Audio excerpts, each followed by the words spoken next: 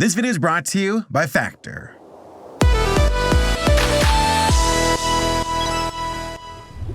What happens when you take cute little critters that look like they're from the Care Bear universe and then send them into a jungle full of unicorns? Well, you'd probably think something adorable along the lines of a kid's cartoon. But no, far from it. Not in this movie. It is the literal opposite, and is one of the most brutal animated films I've ever seen.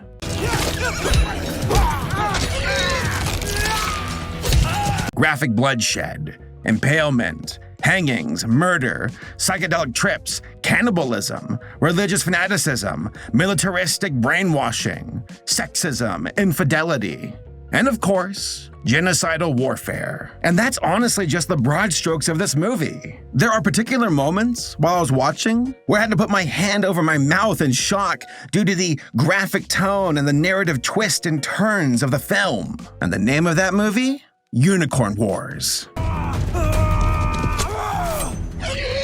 Talk about a brilliant use of thematic juxtaposition to take something as innocent and pure as pastel-colored teddy bears and send them into violent combat against unicorns. And when I say violent, I mean it. There are graphic visuals that would make hardcore anime look tame by comparison. And all of this complemented by themes that come from a very mature place with the overall message of the film. That war? Oh, it sucks. The contrast of the outwardly cute appearances of the bears to the movie's subject matter is brilliant, and is also a wonderful use of familiar anthropomorphic characters, but flipping the status quo of said characters on its head. To see adorable bears in trenches surrounded by barbed wire with heart-pointed spears charging headlong into violent battle against unicorns, who will quite honestly mess you up. Folks, leave your preconceived notions at the door. This movie does not hold its punches.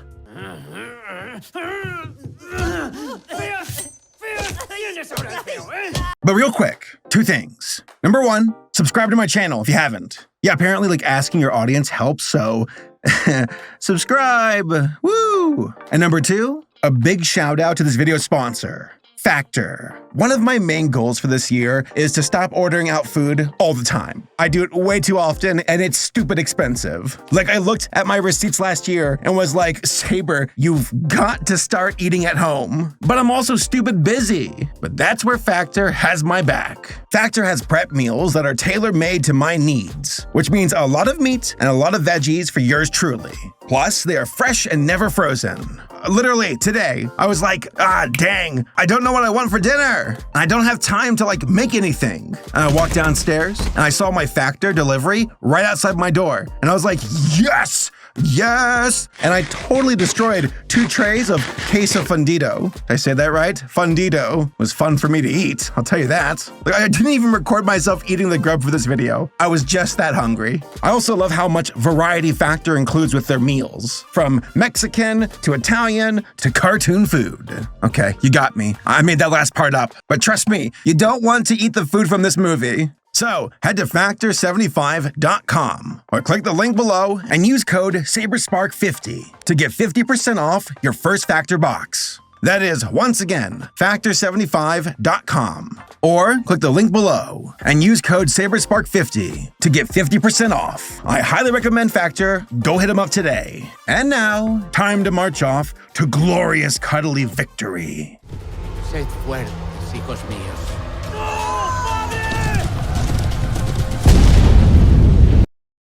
So what are the origins of Unicorn Wars? Well, the movie was written and directed by Alberto Vasquez. I watched one of his other films from a few years back called Bird Boy: The Forgotten Children, and I could immediately tell that Alberto was an inspired individual with the vision of his creations. Bird Boy was depressing and violent, taking place in a post-apocalyptic land that featured characters and their pessimistic coming-of-age stories. The visuals are surreal and beautiful. The utilization of silence is powerful, and the themes of the movie hit home as we follow our young characters surviving a dystopian wasteland. Now, I don't want to spoil it, but yeah, I recommend this one, go check it out. According to sources, Unicorn Wars was based on Unicorn Blood, an animated short from Alberto, which you can watch on YouTube, and is essentially a precursor to this movie. Also, a massive props to Alberto's visual style. It feels very distinct with the eyes and chibi designs, and said designs are a wonderful foil for the mature aspect of his movies. Also, fun fact, according to interviews, Unicorn Wars had 3 main inspirations: Bambi, Apocalypse Now, and, drumroll, the Bible! Sounds like a wild combination, but wait till the end of this video, it'll all make sense by then. In 2022, Unicorn Wars was released in France and Spain, and has slowly become more available for international viewers to watch. The film itself was a joint effort of multiple studios from mainly France and Spain. I'm about to butcher their names. Abano Productions SL, Unico Studio Creativo SL, Unicorn Wars AIE, Auteur des Minette, Productions SARL, and Shmubi Productions. Just let one of the unicorns kill me. And Shumbi Productions SAS. Also, the film received funding from Euro Images, which is a cultural support fund of the Council of Europe. Real talk, that sounds kind of badass. It's like a bunch of knights getting their tablets and working on a movie together. Now, Unicorn Wars has not really made it stateside for American theaters, except for like a few limited showings. And even then, I doubt it will have anything of massive consideration compared to the Mario movie when it comes to actual like movie theaters showing said film. But again, you can buy the movie on the movie's website or just check it out on Amazon. Because after watching this video, you're gonna want to watch the film. Because I can only go so far before YouTube smacks me down. Or hey, maybe not, because this film is more about gore than anything sexual. I can show impalement, that's not a problem. But if I show a boob, this video gets the bonk stick. Kid, I can't believe it. Yeah, I guess parents don't give a crap about violence if there's sex things to worry about. Unicorn Wars is the story about the long-standing feud between the teddy bears and the unicorns. How both factions used to live in a natural state of harmony in a place called Paradise. But the bears discovered a holy book that allowed them to advance as a species. They developed laws, morals, technology, their supposed sacred lore, flourishing from this discovery, and all conveyed in a distinct style reminiscent of medieval paintings. Really highlights how ancient it all feels and rooted in religious and cultural fundamentalism. According to the bears, they discovered God and became his chosen people, and that the unicorns were envious, that they launched a holy war upon the bears and drove them from paradise. That when the last unicorn is slayed, the one who drinks of its blood will become eternal and beautiful, and that God will only then return to the lost paradise of the bears. Y así comenzó la guerra sagrada, una sanguinaria guerra de muerte, de odio y de dolor. Quite the premise. And consider me invested. I'm a sucker for religious lore, especially when it channels that of actual human history and religious text. Definitely undertones from the Garden of Eden here. And also the war in heaven from the Bible, plus some Crusader inspiration for good measure. But that brings us back to the prologue of our movie. As a young unicorn named Maria is swayed from her forest home towards a chapel and is confronted by a monster of shifting form that is very reminiscent of the creatures from Princess Mononoke and a bit of No-Face from Spirited Away when he was in sicko mode.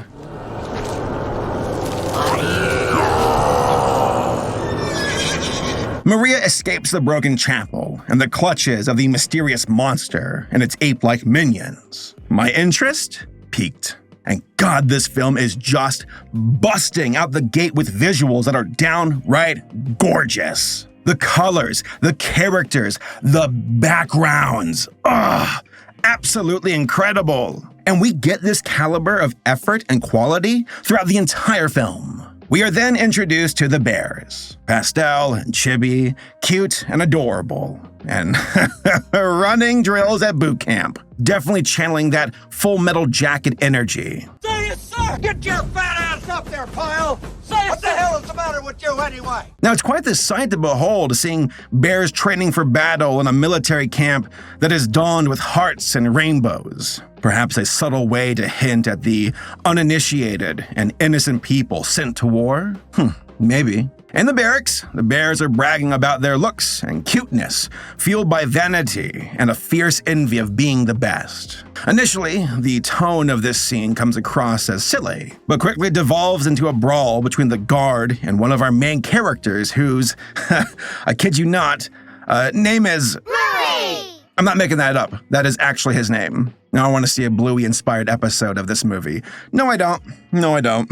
Bluey is vapid, jealous, and has anger issues. He talks a big game, but is also very emotional and tries to save face when he can. He also has a brother named Tubby, who is the opposite of Bluey in many ways. He's nervous, shy, and empathetic, finding himself often as the victim of bullies, which also, unfortunately, includes his brother. ¡Despertaos todos!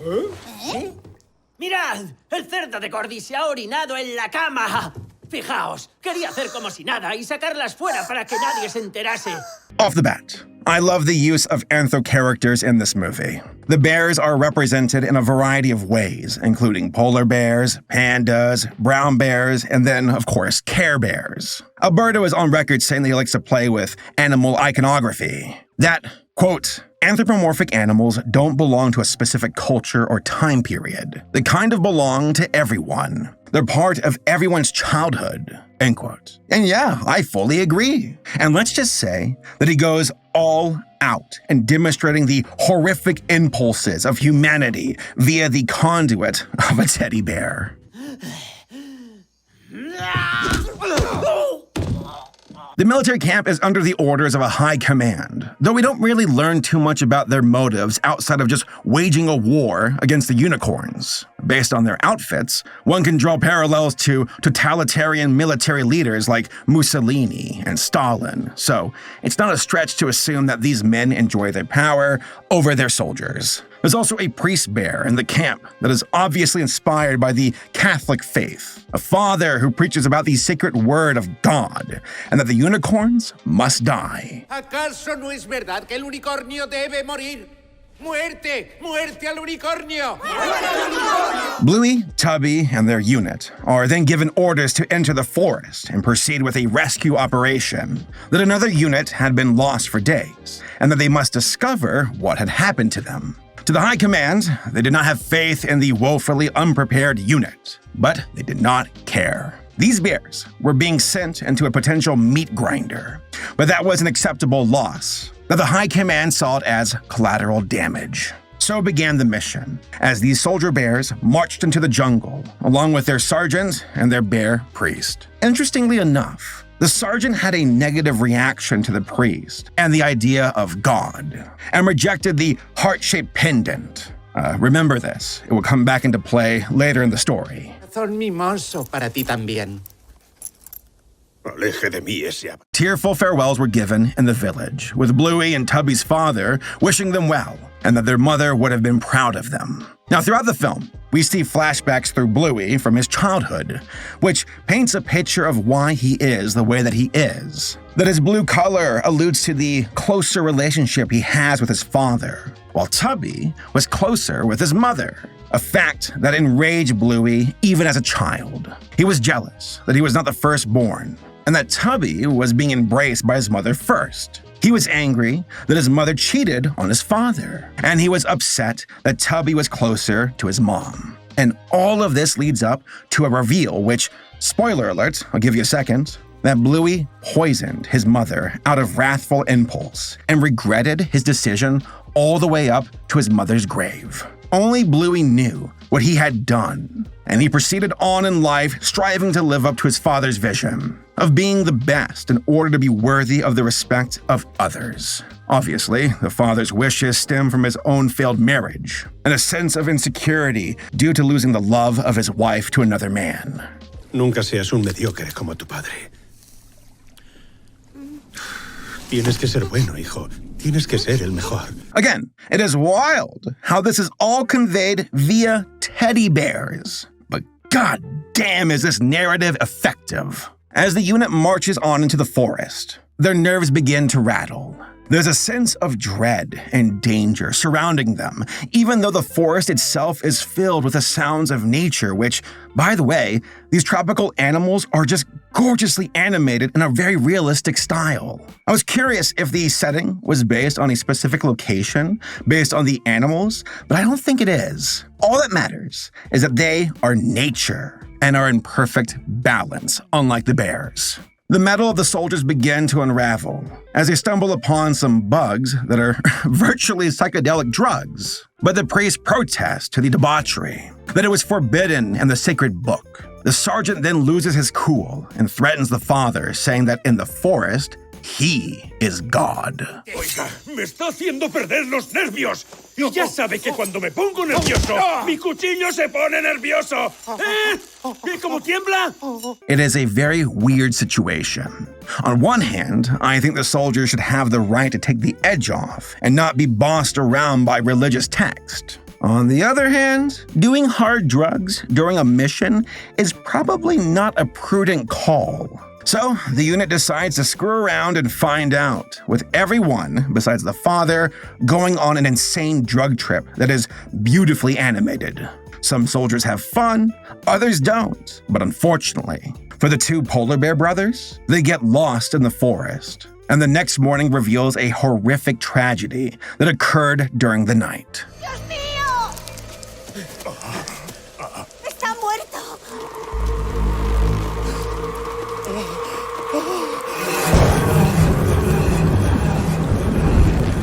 One brother had killed the other during their drug trip, and then took his own life after sobering up to the truth. This is the first brutal moment of the movie, and introduces an increasingly dark tone that would only accelerate from this moment on. Oh, by the way, the way the animators use this raindrop to lead the eye of the audience to the corpse of the mutilated brother, genius.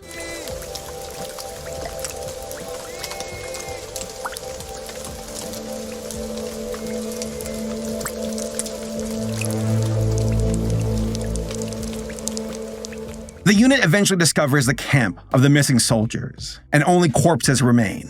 It was a massacre. Something had ripped them to pieces. The unicorns, perhaps? Definitely a mystery at this point that is only compounded by a brief moment of showing the perspective of the unicorns themselves. Maria, the young unicorn from the start, is looking for her mother and makes contact with her through a reflection on a lake. The narrative then grows cloudy and abstract here, as I can't really tell where this is taking place. Are the unicorns in the same world as the bears? Is this a dream? A vision? Did this happen in the past? The movie never directly says, which, hey, I kind of love. It keeps me guessing and on my toes. But then reality rears its ugly head. The bears ambush the mother unicorn, and a bloody battle ensues.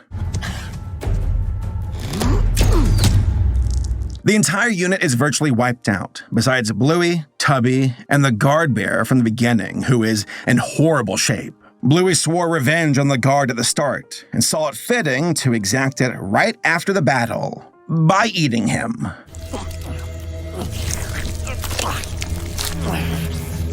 Tubby finally starts to push back against Bluey, feeling resentment and apprehension towards helping him, even though he does, with Bluey ungratefully accepting the help. They do grow close for a second, but then another battle occurs, where Bluey ambushes a unicorn and almost kills it, only to be impaled off a cliff by Maria and falls violently into the river. He is eventually found by another unit of bears, but is horribly disfigured from the event. Tubby is now lost in the forest, while Bluey is made into a hero by the High Command in order to sway the hearts of the soldiers. Bluey seizes this new power over the soldiers, and a bloody coup disposes of the High Command, leaving Bluey as the de facto leader of the Bears. With a newfound belief in religious radicalization, he launches the Holy War against the unicorns, with the goal of finally wiping them out. During this time, Tubby was in nature, befriending and helping to heal Maria.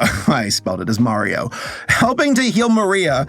Maria's not in this movie. Tubby was living in peace and harmony, only to discover the impending invasion with the unicorns, rallying their forces to oblige the bears in combat. At the climactic end, a horrific battle is waged, with both sides wiping the other out, leaving only Bluey and Maria standing. But Tubby reconnects with Bluey in a tearful embrace. Bluey tearfully confessing his faults, and Tubby holding his broken brother. A human moment actually happens between these bears. Fue mi culpa. Fue todo por mi culpa. At this moment while watching, I was curious if this would be our optimistic finale. Brotherly love healing the heart of a broken person. But remember how I said that this movie did not hold its punches? Yeah, well, neither does Bluey. Tubby tends to Maria, and this sends Bluey into a mad rage. He murders Tubby, and then Maria. He then feasts on Maria's flesh in hopes of fulfilling the prophecy, but the corpse of Maria transforms into a monster, the one from the beginning. Tubby's body is consumed, and then Bluey is devoured as well.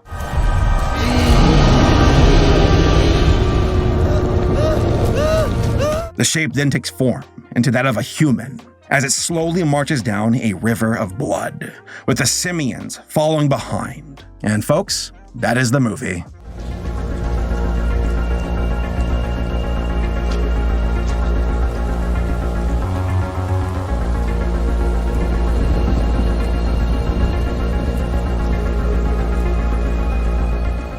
Talk about a conclusion. All of the bears and unicorns died, with the bears' prophecy dying in vain with them.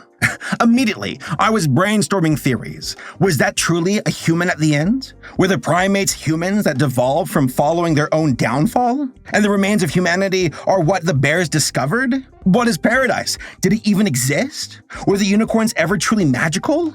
I don't know. According to Vasquez in an interview, he said, quote, "The monster for me is a god without a form, a god adored as a leader, but a god that's still yet to evolve.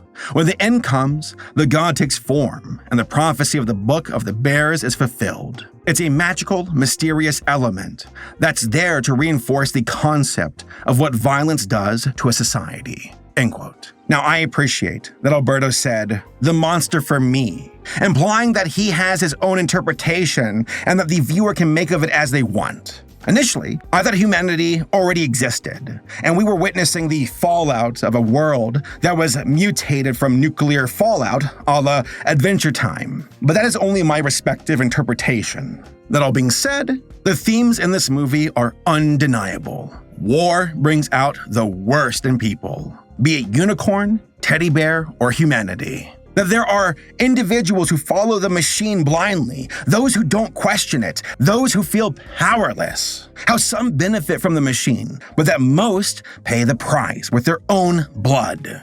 How this machine can be fueled by radical beliefs ranging from militaristic honor to religious fanaticism. I was waiting for the moment of a reveal of intention from the high command, that there was an ulterior motive, and that the sacred text was bullcrap. That never really happened, though. The high command simply enjoyed their power, and questioning the system could lead to them losing said power. Fight the unicorns, simple as that. And their status quo could remain intact. Unless there's somebody else who's power hungry, gunning for your spot.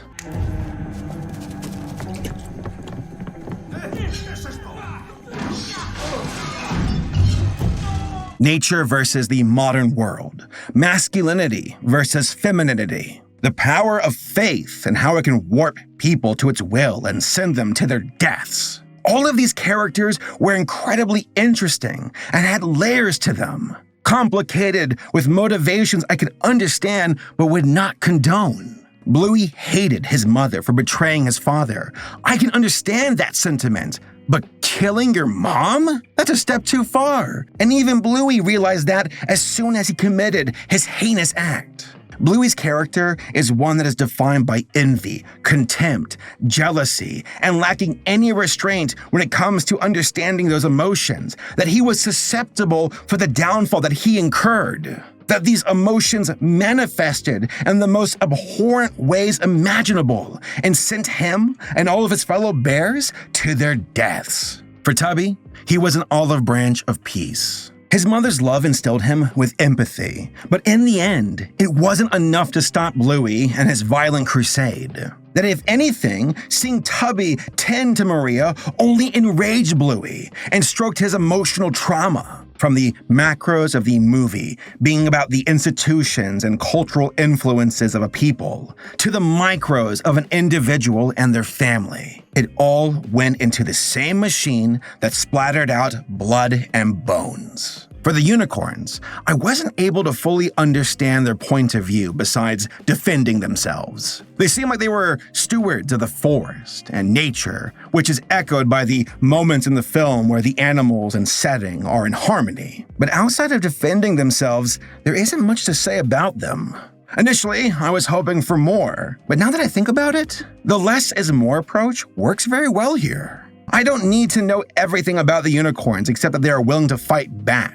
That they were the ones repelling violent invaders. Invaders who were brainwashed by a sacred book that might have been just a book of lies. That the main focus here is about the brothers. Now, to avoid me sounding like a Reddit mod from /ratheist, religion can be a very complicated topic to traverse in movies, and can be off-putting at times. But for this movie, I see the conversation well utilized, and in a way that doesn't come across as snobby or condescending. Religion has and continues to be used to stoke the flames of war. To see the perspective of the soldiers who pay that price, that's important, regardless of your faith or lack thereof. That people die for the sake of their respective religion, whether they wish to or not. For many, they don't get a choice. And Unicorn Wars makes that abundantly clear. Beware fanatic beliefs and leadership, no matter what form it chooses to wear. Now, as far as the movie's craftsmanship goes, it is absolutely beautiful in every category. The music, atmospheric, yet haunting, with moments that sound like it was inspired from Annihilation.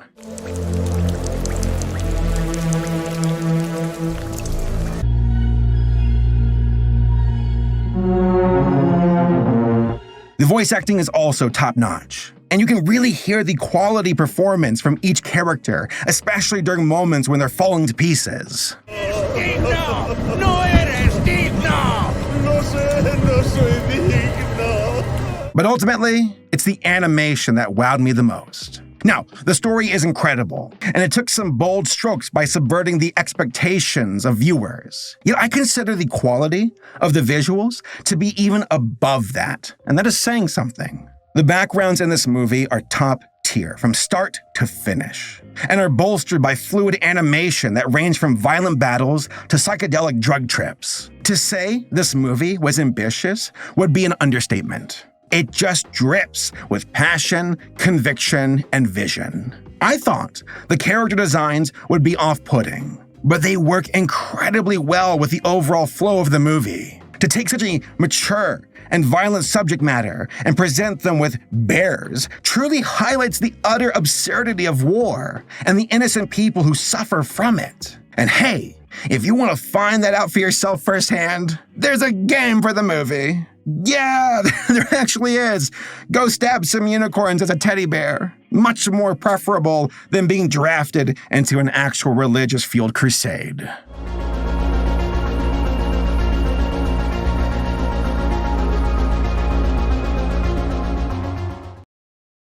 In conclusion, Unicorn Wars is a refreshing entry into the world of adult animation. Usually, I see adult animation automatically fall back on gratuitous sex and violence just because they can. Wave blood and titties in your face, simple as that. But sometimes you want something of more substance that challenges you. And Unicorn Wars absolutely checks that box. Sure, it hangs dong a bit, but it's artistic dong. It had conviction. It had a message. It wanted to leave an impression on its viewers and make them think and meditate about what they just saw. how this was a very pessimistic movie that did not end on a hopeful note. The bears were sent to their pointless deaths, the unicorns were senselessly wiped out, and neither side benefited from the other's demise. The only thing that persisted was this unholy abomination that represents all of the bad that comes from war, and a final shot of it marching on with followers in its wake. It's uncomfortable, it's ominous, and I absolutely love it. It takes some real balls to make a movie as bold as this, and in such a graphic yet gorgeous way. A story that did not hold its punches and used the conduit of cute anthropomorphic creatures to demonstrate the devastating impact of war and how it will make corpses of us all. So, on that very bright note, I highly recommend Unicorn Wars. You can check it out on Amazon or order a copy of the film from the movie's website. Please, go support this movie. I want to see more content like this. Bold, different, inspired, and a wonderful utilization of the adult animation genre. I'm very excited to see what Alberto works on next, because this is the kind of art I've been aching for ever since Primal ended. Who knows? Maybe Alberto can be put in charge of the next My Little Pony movie, and we can get the true story of why the ponies wiped out humanity. Hey, Hasbro, over here. I got a screenplay ready to go. Yeah, it's a fanfic.